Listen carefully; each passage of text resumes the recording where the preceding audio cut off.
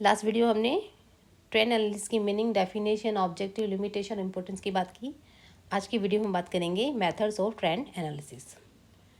तो किसी भी व्यावसायिक संस्था की वित्तीय, क्रियात्मक एवं बाजार सूचनाओं को निम्नलिखित 3 विधियों के माध्यम से प्रदर्शित अथवा परिकलित कर उनकी प्रवृत्ति ज्ञात की जा सकती है। तो कौन कौन सी मेथड देखिए। फर्स्ट है ग्राफिक और डायग्रामेटिक प्रेजेंटेशन, बिंदु रेखीय या चित्र में प्रदर्शन।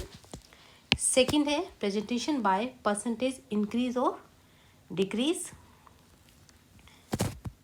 इसको हम कहेंगे रेशियो मेथड भी कहते हैं इसको, वृद्धि या कमी प्रतिशत द्वारा प्रदर्शन।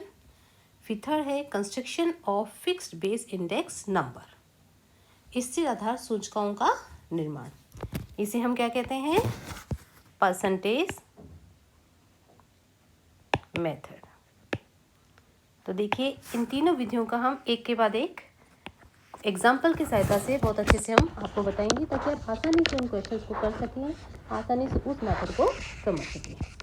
तो देखिए फर्स्ट मेथड है that is graphic or diagrammatic presentation. In this method, the available historical figures are plotted on the graph paper by taking suitable scale. The trend may be projected with the help of freehand curve by having a careful look at the line drawn by linking various points of the historical data on the graph paper. ठीक है, तो देखिए बिंदु अथवा चित्र में प्रदर्शन द्वारा प्रगति का अनुमान कैसे लगाया जाता है। जो ये विधि है, इस विधि में एक उचित स्केल लेकर ग्राफ पेपर पर संबंधित मदों, क्रिया, गतिविधि के समंकों को अंकित कर दिया जाता है और इन अंकित समंकों के बिंदुओं को जोड़ने पर एक रेखा चित्र बनती है। उस रेखा चित्र के अवलोकन से संबंधित मध्य, क्रिया और गतिविधि की प्रवृत्ति मीन्स जो परिवर्तन की दिशा या परिवर्तन की मात्रा का अनुमान लगाया जाता है। क्लियर। तो इस तरह से जो व्यवसाय से संबंधित जितनी भी सूचनाएं हैं, उनको प्रवृत्ति की जानकारी के लिए उपलब्ध सूचनाओं को निरपेक्ष सापेक्ष को बिंदु रेखीय प्रदर्शन द्वारा अथवा चित्र में प्रदर्शन द्वारा प्रदर्शित किया जा सकता है। क्लियर। जिससे संबंधित घटक की प्रवृत्ति को हम आसानी से जान सकते हैं। चलिए देख लेते हैं क्वेश्चन। ये हमारे पास एक एग्जाम्पल है। Present the given sales in thousand and number of units sold ABC Limited on graph paper and comment on the trend of sales. Year दिए हुए हमें 2009, 10, 11, 12, 13, 14. Sales in units 5,600, in 9, in 10, 8,000, in 11, 8,800, in 12, 9,600, in 13, 10,200, in 14, 12,200. Then sales in 1000, 140, in 2009, in 2010, 200, in 2011, 280, in 2012, 350, in 2013, 400, in 2014, 520. Clear. ये एक example हमारे सामने है। तो देखिए ये हमने ग्राफ पेपर पे इसको बना दिया है। तो अब देखिए इसे किस तरह से हमने बनाया है। देखिए इस साइड में हमने ले लिया है सेल्स इन यूनिट 4000 से स्टार्ट किया है, क्योंकि 5600 वगैरह पहला जो सेल्स की यूनिट वो दी हुई है। तो 4000 से स्टार्ट किया हमने। 4000, 6000, 8000, 10,000, 12,000, 14,000। ठीक है, 2 के गैप में 2000 के गैप में हमने बना ली है। नीचे हमने लिया है ईयर्स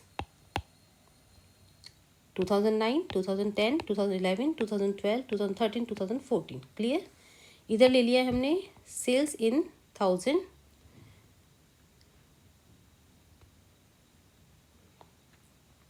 ये है 600, 100, 200, 300, 400, 500 और 600। क्लियर। तो देखिए बिंदु रेखीय विधि में सबसे पहले हमने देखा है कि 2009 में कितनी सेल्स इन यूनिट है, दैट इज 5,600। इन 2010 देखिए कितना दिया है, 8,000 आ गया। इन 2009 11 इसमें दिया हुआ है 8,800 in 2012, 9,600 in 2013, 10,200 और in 2014 12,000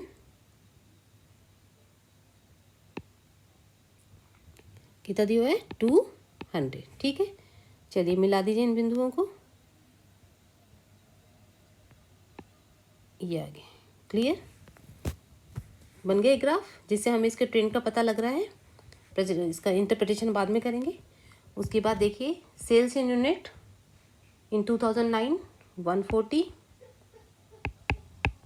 in 2010 200, in 2011 280, in 2010 315, in 2011 400, in 2012 this is 520। ठीक है, ये आपने बना दिया है। क्लियर, तो देखिए ये आपके पास सामने ग्राफ आ गया है। अब इसको इंटरप्रिटेशन करेंगे कि किस बिक्री की इकाइयों का एवं विक्रय की राशि में लगभग समान दर से वृद्धि हो रही है। ये पता लग रहा है आपको इससे ग्राफ को देखें। इससे स्पष्ट है कि प्रति इकाई विक्रय मूल्य वर्ष दर वर्ष लगभग समान है, परंतु वर्ष 2010 और उसके पश्चात प्रति इकाई विक्रय मूल्य क्या हो रहा है, घटाना पड़ा है। इसका कारण बाजार में प्रतियोगिता की स्थिति अथवा स्थानापन्न माल की उपस्थिति हो सकती है, अथवा माल के ग्राहकों की क्रय शक्ति में आनुपातिक वृद्धि न होना हो सकता है। परंतु यदि प्रति इकाई विक्रय मूल्य की गणना गणितीय विधि से की जाए तो वर्ष 2009 में 25 प्रति इकाई तथा वर्ष 2013 में 14.62 की प्रति इकाई आती है, जो बिंदु रेखीय प्रवृत्ति से मेल नहीं खाती। तो वो एक अलग मैटर है।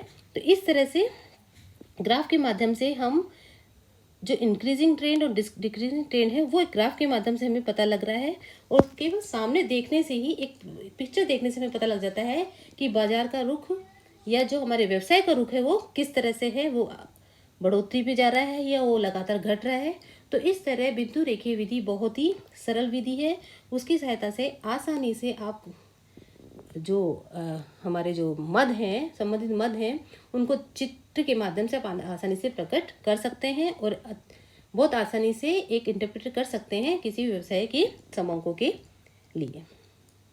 तो नेक्स्ट वीडियो में हम बात करेंगे